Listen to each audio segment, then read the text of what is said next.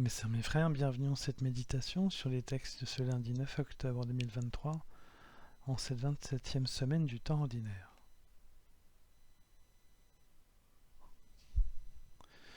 Mon prochain, c'est aussi celui auquel je ne pense pas. Les textes de ce jour nous présentent différentes situations où mon prochain est loin de moi.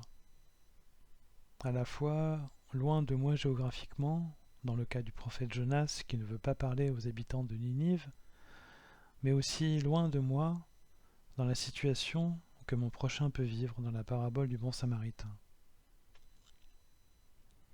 Dans le texte de Jonas, la situation est d'autant plus difficile pour Jonas que Dieu lui demande d'aller annoncer sa parole à des étrangers, parce qu'Israël n'a pas écouté la voix de ses prophètes.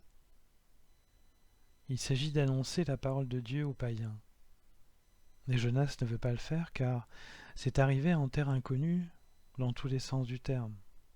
C'est à la fois un ailleurs territorial, mais c'est aussi un ailleurs spirituel, car la demande de Dieu est totalement inconnue et complètement incongrue de vouloir s'adresser à des païens.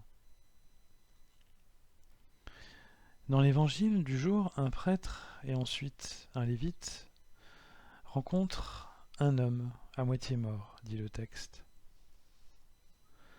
Tous les deux passent leur chemin, car le mort, en tout cas ce qu'il semble être, le mort les conduirait à être en situation d'impureté, ce qui pour un prêtre ou un lévite l'empêcherait de réaliser leur travail au temple.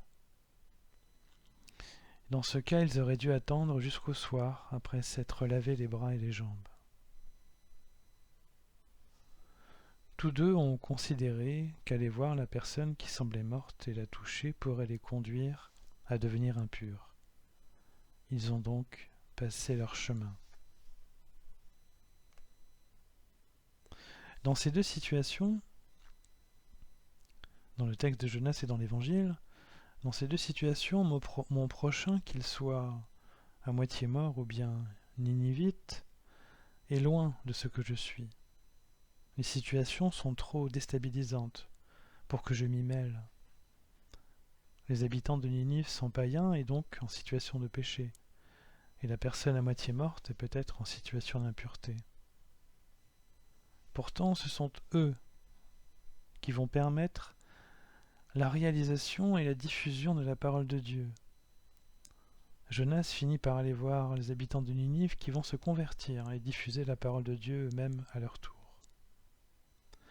Et la personne mourante dans l'Évangile va permettre aux Samaritains de montrer à travers lui tout l'amour de Dieu et d'accomplir le plus haut des commandements et de permettre d'accomplir le plus haut des commandements de Dieu qui est de servir et d'aimer son prochain.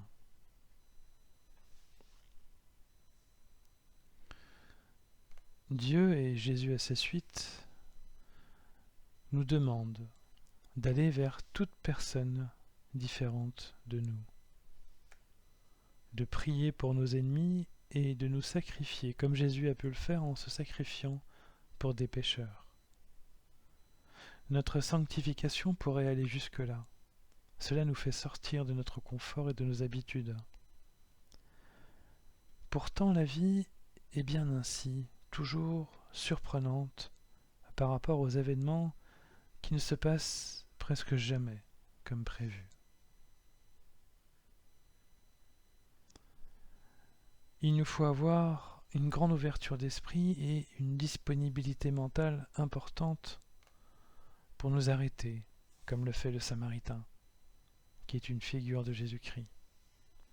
Il s'arrête et réalise ainsi l'évangile d'amour prêché corporellement par le Samaritain qui s'arrête auprès du blessé.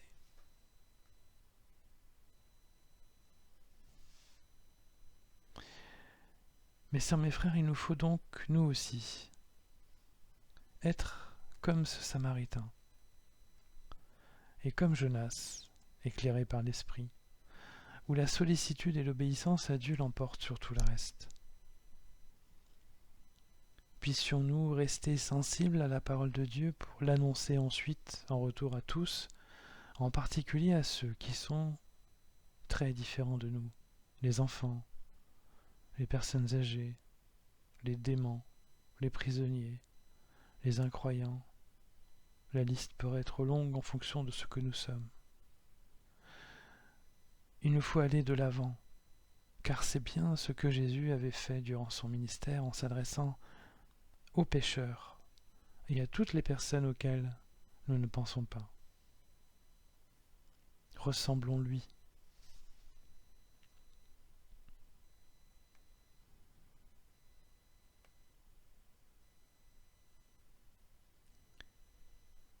Mes sœurs, mes frères, après cet instant de méditation sur les textes de ce jour consacrés à notre prochain, qui est justement la personne auquel nous ne pensons pas, je nous invite à la prière.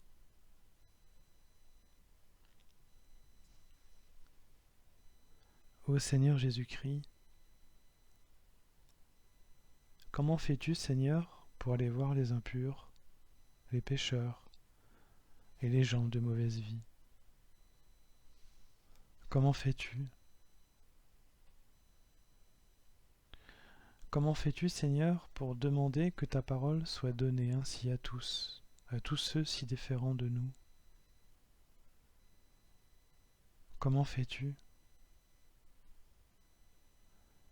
C'est que tu puises toute ton énergie spirituelle et ta sagesse auprès du Père, qui indique à chacun dans son cœur la voie à suivre. Enseigne-nous à bien prier pour que nous soyons attentifs à tous dans l'action. Toi qui priais toujours avant d'agir. Amen.